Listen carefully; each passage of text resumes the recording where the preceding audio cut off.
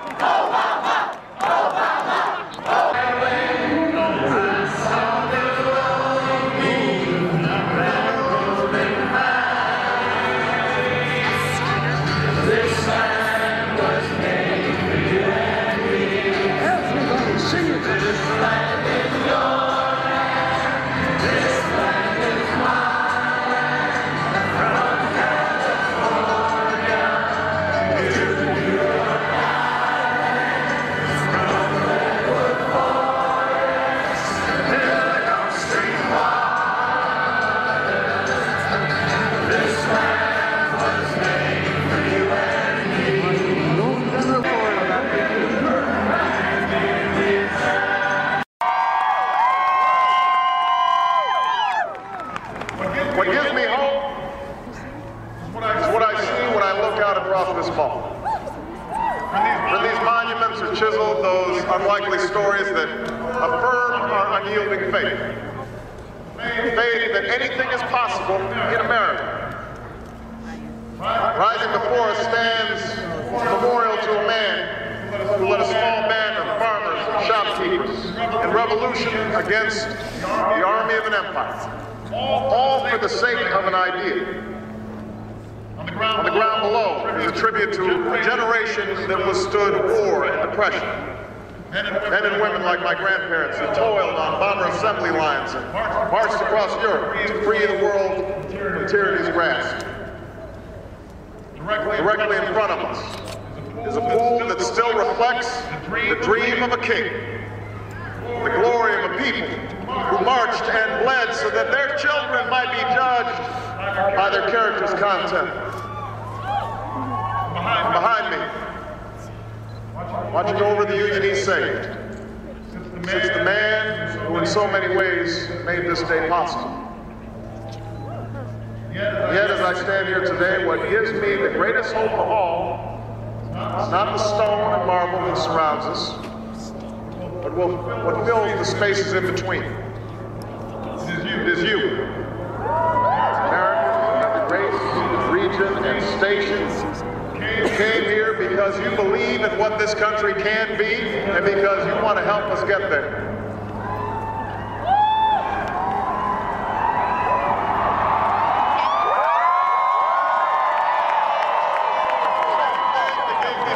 The day we began this campaign for the presidency nearly 2 years ago, I believe that if we could just recognize ourselves and one another, bring everybody together, Democrats, Republicans, Independents, Latino, Asian, and Native American, black and white, gay and straight, disabled and not, then not only would we restore hope and opportunity in places that yearn for both, but maybe, just maybe, we might perfect our union in the process.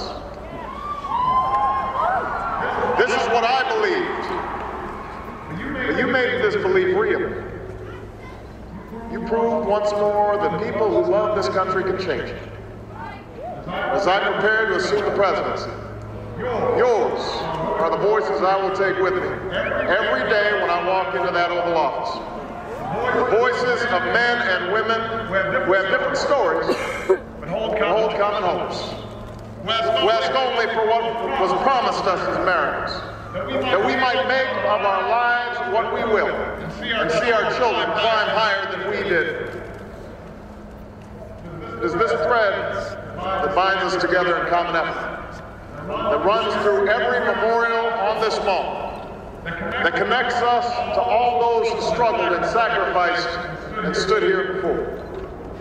It is how this nation has overcome the greatest differences and the longest odds. Because there is no obstacle that can stand in the way of millions of voices calling for change.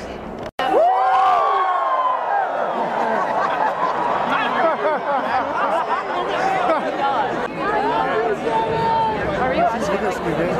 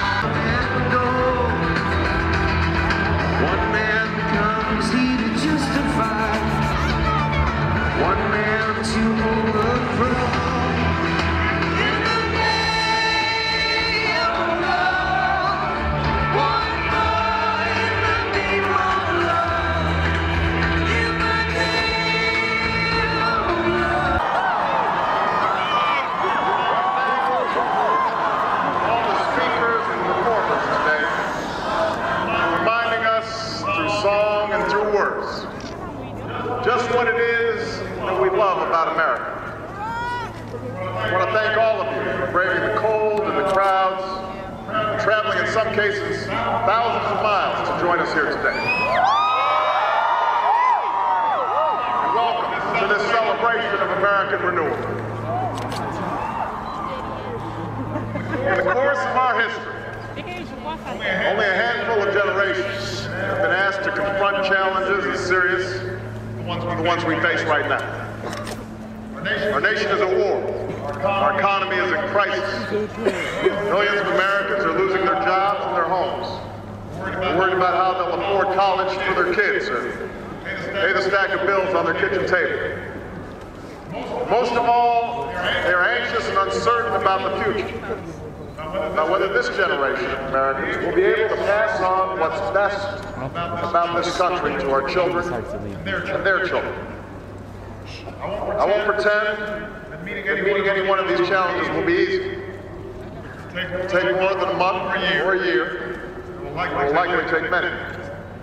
Along the way, there will be setbacks and false starts. Days that test